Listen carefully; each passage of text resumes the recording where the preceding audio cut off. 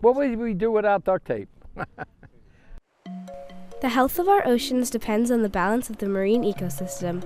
Sharks have survived for millions of years and play an essential role in the health of our oceans. In our quest to learn more about sharks to protect them, we have learned that they use coastal habitats as nurseries to foster the growth of juveniles to maturity. Having a better understanding of the shark nurseries will allow us to improve our conservation efforts and protect this essential species. When I moved up here in 2001 with my wife, I needed something to do. And I came out here on the bridge and I started fishing, and I fish every day from April 15th till October 15th. You will see me rain or shine, I am on the bridge every day. I've been interested in sharks my entire life. I guess it's in my DNA. I actually knew before I even went into kindergarten that I wanted to be a shark biologist. I just have always loved sharks. There's about 24 different species of sharks that have been documented in the waters off of Massachusetts. Some of them are pretty uncommon, but we have a few really common species every year, like blue sharks, poor beagle sharks, mako sharks. Those are some of the sharks people have heard about. We have the sand tiger sharks, which are showing up in greater numbers now. We have smooth and spiny dogfish. We also have some of the biggest sharks like basking sharks, and of course great whites. The sand tiger shark is a coastal shark. It gets to about 10 feet as an adult, and what we're seeing here in the Plymouth, Kingston, Duxbury area are actually juveniles, mainly newborns to 2-year-olds. Why is it a nursery? It's a nursery because we have no natural predator for the sand tiger shark. So the pups, as they're called, will come up here right after they're born.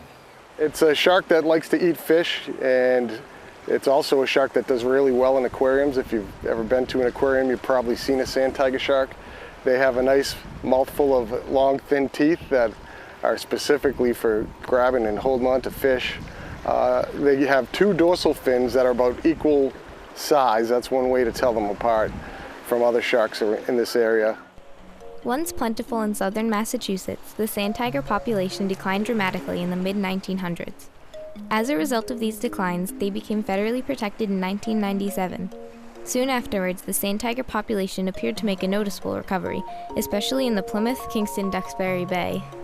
I wanted to start this sand tiger study back in the early 2000s when I first started receiving reports from fishermen that they were catching these sharks. The first time I caught a sand tiger shark, we didn't know what it was. So after I finally got hold of different fishermen in the area that showed me pictures and I confirmed that they were sand tiger sharks, I knew it was a pretty unique phenomenon, and I went back to my boss, Greg Scommel, at the Division of Marine Fisheries, and we talked about starting a study, trying to tag and actually document that these sharks were in the bay and what they were doing in the bay. John spent the next year trying to catch sand tiger sharks to tag for his study with little luck. I first met Dave actually when I was on my quest to find sand tiger sharks. I ran into another Dave Bitters, who had a bait and tackle shop in Duxbury, and I was asking him if he ever heard of people catching sand tiger sharks, and he said, yeah, I should call Santa, and he gave me a phone number. And if I told you to call Santa, you would think I was playing a joke on you and forget about it. 2 weeks later, he was back in with Dave and Dave said to him, did you talk to Santa? He said, come on, Dave. You really want me to call this? He said, yeah, go ahead, call the number. So I called, I asked for Santa, and of course I got Santa. I got Dave. And said that he was with the Department of Marine Fisheries and that they were interested in sand tiger sharks, and that he understood I caught them. I said, I catch them every day. And he said, well, if you want a sand tiger shark, come down to the Powder Point Bridge. And I said, well, I know they're hard to catch and they're not that common. And he insisted. Next Tuesday, I'll never forget it. I'll say 5 o'clock in the morning. And 5 o'clock, John parked his car right over here, walked up on the bridge, identified himself, and we started talking. Not really expecting to find any sand tiger sharks, and then in just a couple hours we caught about 14 of them. So that was really the start of the project, when Dave started showing us how to catch the sand tigers and where to catch them. The project lasted almost 4 years and remained a collaboration between marine biologists and a local fisherman. The reason we did the study in this area was because this is where we were finding the juvenile sand tiger sharks.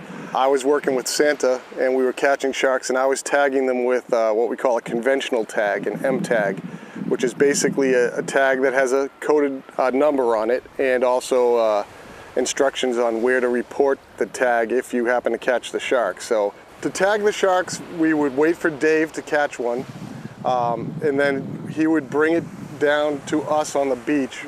We'd bring it in, measure it,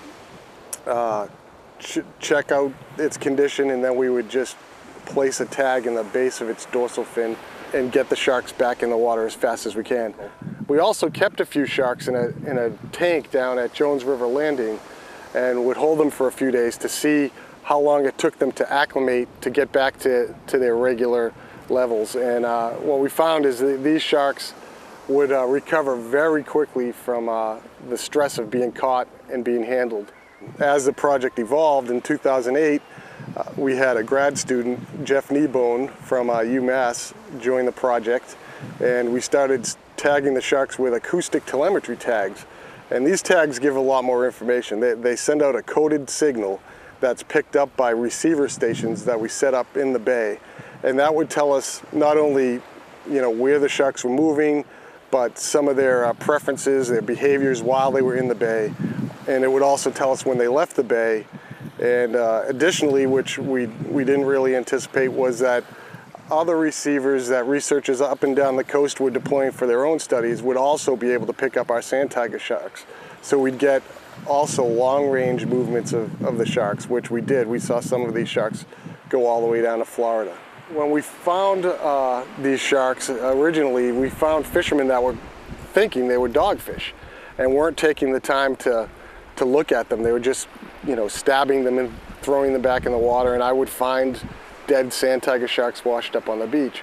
So we started to, spread the word with the locals, and I've been doing presentations around the area just to try to educate people and educate fishermen that these sharks are out there. They're not dogfish, even though they're similar in size and shape, and they're a prohibited species. If I catch them now, I know what they are. I don't want to lose a lot of line, so I'll bring them to the bridge and either cut the line or let them rub up against the piling and cut themselves off.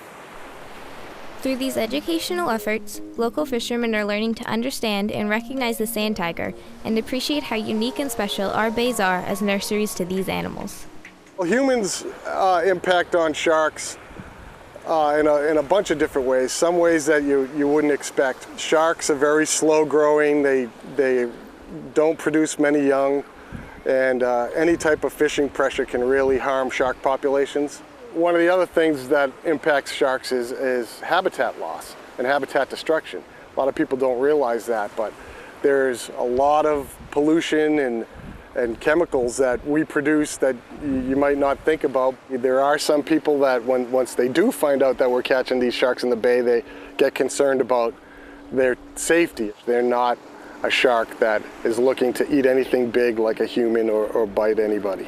The study showed that sand tigers are not a dangerous shark to people. The water magnification makes them look bigger, makes them look awful nasty when they open their mouth and you see their teeth, but they're not a bad fish. They're nothing like a great white, and they deserve to be left alone in Duxbury Bay.